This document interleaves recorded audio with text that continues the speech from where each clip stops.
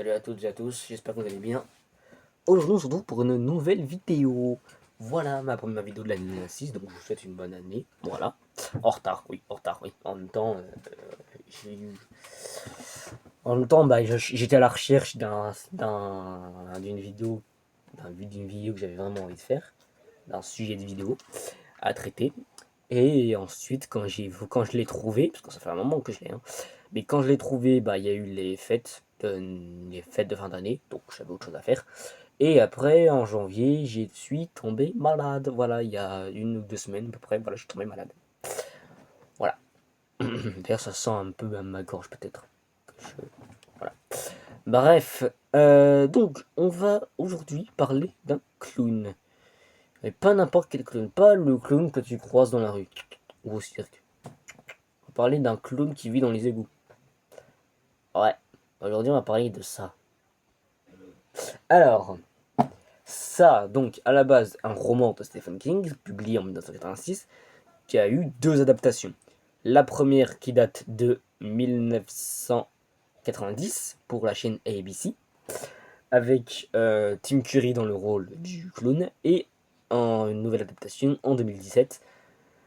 Ça et ça, chapitre 2 qui sortira en 2019. Donc, oui, 2 films pour les 2 histoires. Donc là, le clown Creepshow est interprété par Bill Skarsgård.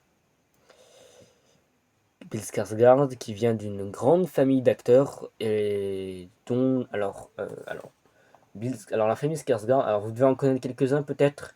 Alexander Skarsgård alors moi je l'ai vu dans Godzilla vs Kong, c'est là que je l'ai vu. Et Stellan Skarsgård, le père, donc Stellan Skarsgård qui est le père de Bill et de son frère Alexander. Stellan Skarsgård qui lui est apparu dans les films Pirates des Caraïbes 2 et 3 en tant que Bill Turner, Bill le Bottier. Voilà. Petit aparté comme ça. D'ailleurs, chez les Skarsgård, ils sont tous acteurs. Hein. Stellan Skarsgård, il est acteur. Bill, il est. Alexander aussi. Et leurs 2 frères aussi. Gustav et Walter. Voilà. Ils sont tous acteurs. Voilà. C'est une famille d'acteurs. Voilà. Et donc, pour les adaptations. Alors, oui, du coup, il y a 2 histoires. Oui, je précise, il y a 2 histoires dans ça. Il y a une première histoire. Alors, attention. Écoutez bien, il faut bien suivre. Dans le roman, ça se passe en 1957, puis en 1984, 27 ans plus tard. Dans le téléfilm, c'est 1960 et 1990. Là, il y a 30 ans. C'est l'erreur qu'a fait le téléfilm. Mais sinon, rassurez-vous, la version de 2007 a rattrapé le coup. Parce que c'est bien tous les 27 ans. La première partie se passe en 89, la deuxième en 2016. Voilà. Voilà. Du coup, on va passer... Alors, donc ça, c'est les adaptations. Ah oui, il y a une série aussi. Voilà, si jamais vous avez envie de voir, il y a une série aussi. Série Ça, bienvenue à Derry. Voilà. Qui nous parle un peu des origines de Repsou. On apprend un peu plus dans l'épisode 4 notamment. Et je vais vous en parler des origines du Clown Boy, parce qu'on est là pour ça. Alors, je tiens à préciser, avant que vous regardiez la série, Ça bienvenue à Derry, en tout cas la première saison, se passe aux États-Unis, en 1962. Donc, le racisme à l'époque, c'est très présent. Évidemment, moi je ne cautionne pas ça, bien sûr, évidemment, loin de là. Le racisme n'a pas sa place en 2026. Mais voilà, dans la série, il y a un peu de racisme. Voilà. Il faut savoir s'adapter en fonction de l'époque de la sortie par rapport à l'époque où se déroule l'histoire. Même si, bien sûr, je ne cautionne pas le racisme. Hein, parce que ça se fait pas en fait. Voilà, tout simplement. Vous arrêtez vos conneries, hein, d'accord. Et puis voilà quoi. Voilà, bref. Du coup, il y a pour cette. On va parler, oui, des origines du clown. Donc, on apprend dans l'épisode 4 de la série Ça bien donné, on apprend que ça, Donc c'est une entité cosmique. Oui, ce clown, c'est une entité cosmique. Ouais, vous voyez un peu le bordel dans lequel Stephen King nous met. Hein. Ah bah c'est pas une entité cosmique, c'est pas le truc que tu tues facilement, hein, forcément. Donc pour vaincre la créature, c'est compliqué. Voilà. Donc ça, entité cosmique qui est arrivée, donc qui il y a des millions d'années, bah, s'est écrasé sur Terre, voilà, dans une météorite. Voilà. Hein, alors, du coup, quand il s'est écrasé sur Terre à l'époque, il y avait donc les, on va dire les, comment on pourrait dire les premiers habitants des États-Unis. Voilà, les premiers habitants. Voyez, voilà, hein, voyez de qui je veux parler. Je sais pas quel nom donner parce que voilà, hein, il faut pas non plus donner n'importe quel nom. Parce que bon, oui, à la limite, je peux dire les Indiens d'Amérique parce que par rapport à Christophe Colomb quand il débarque. Voilà, donc oui, à la limite, on peut dire ça. Bref, du coup, eux, bah, ils vont croiser la créature qu'ils nomment le Galou, et donc il va prendre la forme des plus grandes peurs de chaque individu. Voilà. Donc ça, il va gagner en puissance au fur et à mesure, en se nourrissant des différentes personnes, et notamment des colons qui vont arriver à la fin du XVIIIe siècle. Voilà, voilà. En plus, c'est pas comme si les colons, donc ceux qui viennent de l'Europe, hein, les premiers habitants, les fondateurs de la ville de Derry, en plus, c'est pas comme si on les avait prévenus, hein, c'est pas comme s'ils avaient été prévenus par les Indiens américains. Pas comme s'ils avaient été prévenus, en mode, tu vois la forêt là-bas? Il y a une créature qui tue des gens, donc n'y va pas. Et forcément, qu'est-ce qu'ils font? Bah, ils y vont et ils se font tuer, voilà. Hein, en même temps, on te dit quelque chose, mais tu n'écoutes pas aussi. Voilà, tu n'écoutes pas, tu n'écoutes pas aussi. Voilà, tu as cherché. À un moment donné, tu as cherché, tu n'écoutes pas. Tiens d'ailleurs, au passage dans la série, il y a encore le cliché de l'armée. Ce que j'appelle le cliché de l'armée, c'est l'armée où on lui dit non, vous êtes en train de faire une connerie là. Mais non, mais eux, ils sont en mode non, t'inquiète, on est l'armée des États-Unis, on sait ce qu'on fait. Bon voilà, hein, la prochaine fois, t'écouteras peut-être le héros au lieu de faire ta connerie là dans ton coin.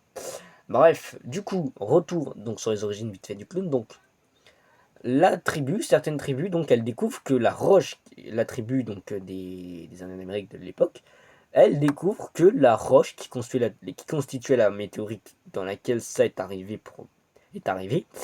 elle peut le contenir, elle le contient, elle l'enferme.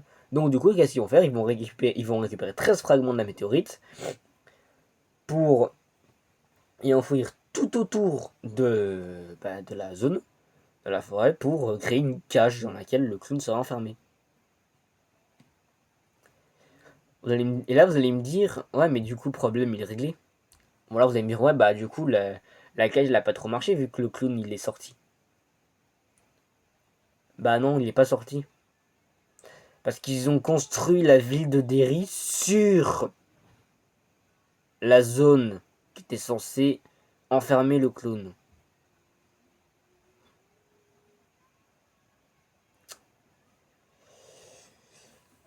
Décidément, quand on vous dit de pas faire de conneries, il faut toujours vous croyez au supérieur aux autres et vous fassiez la connerie. C'est une dinguerie, ça. Et du coup, voilà, on se retrouve dans une ville. On se retrouve dans une ville, hein, où il y a des enfants. Mais t'as aussi un clown. Ah, et comme par hasard, en plus, le clown, faut qu'il adore se nourrir de la peur. Et surtout celle des enfants. Ah bah bravo. Bah bravo, ça doit être sympa hein, de vivre dans cette ville. Et donc voilà.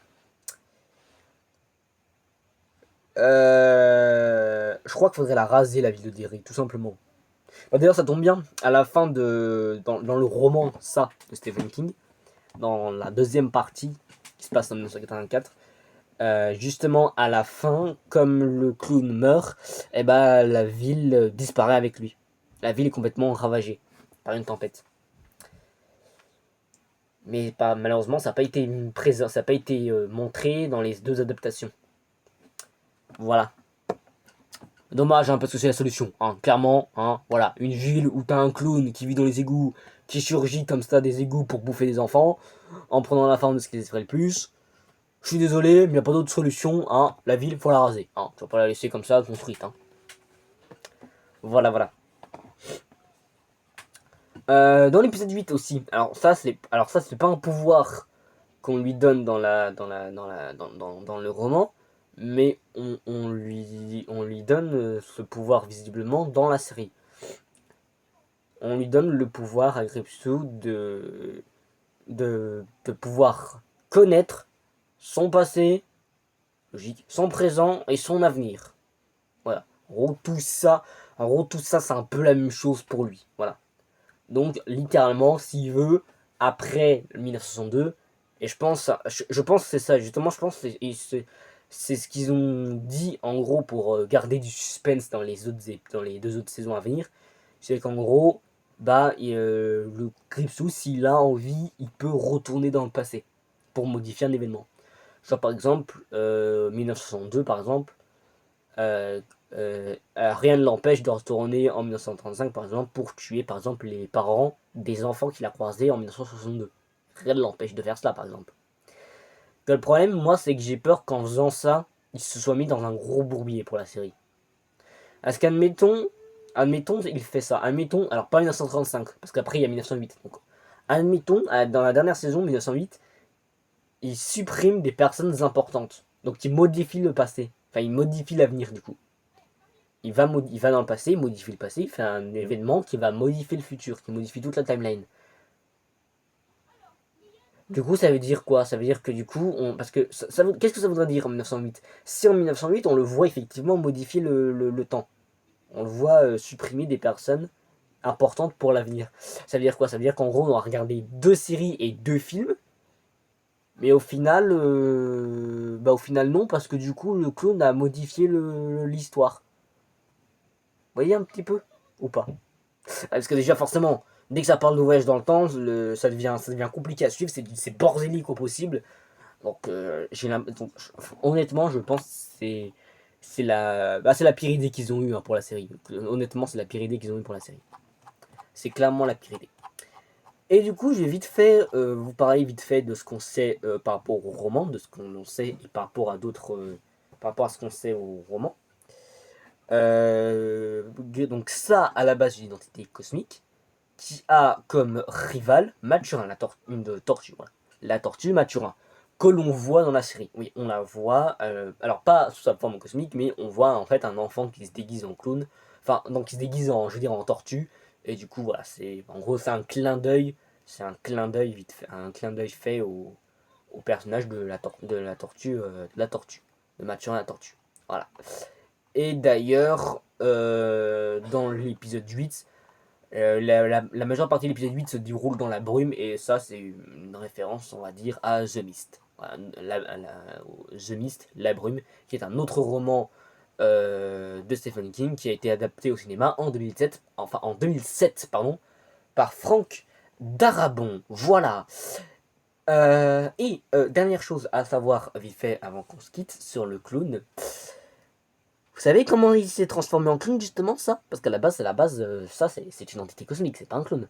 Et ben en fait, il s'est transformé en clown parce qu'en 1908, on le voit dans la série, on le voit en flashback, on le voit au début de l'épisode 7, en flashback. En fait, en 1908, il y avait un clown de foire qui s'appelait Bob Gray. Et son nom de scène c'était Gripsou, le clown dansant. Et il avait exactement la même tenue que le clown ça. Parce qu'en fait, le clown size, parce qu'en fait, ça s'est matérialisé en un enfant pour attirer Bob Gray en dehors enfin, dans la forêt, pour pouvoir ensuite, vous en doutez, hein, prendre possession de son corps et devenir le nouveau Gripsou, le clown dansant. Voilà. Le clown dansant en français. Au Québec, c'est Gripsou, le clown cabriolant. En même temps, dans le bouquin, je crois qu'il se présente comme ça. Et en anglais, c'est Pennywise the Dancing Clown. Voilà, j'espère que la vidéo vous aura plu. N'hésitez pas à vous abonner et à la liker. Et si jamais dans la rue vous vous baladez et que vous croisez un ballon rouge, fuyez. Fuyez et ne vous approchez pas des bouches d'égout. C'est un conseil. De vous à moi. Salut.